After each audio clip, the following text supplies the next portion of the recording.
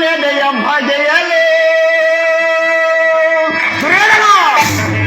ಅಂತ್ಯಜನ್ಯ ಪಡಿಹಿತೆ ರಕ್ತಪಾತ ಹರಿಸಲು ಧ್ರುಪದ ನಂದಿನಿಯ ಶಾಪದ ಸಂಕೋಲೆ ಇದು ಯಾರು ಬರೆದ ವಿಧಿಯಲ್ಲಿ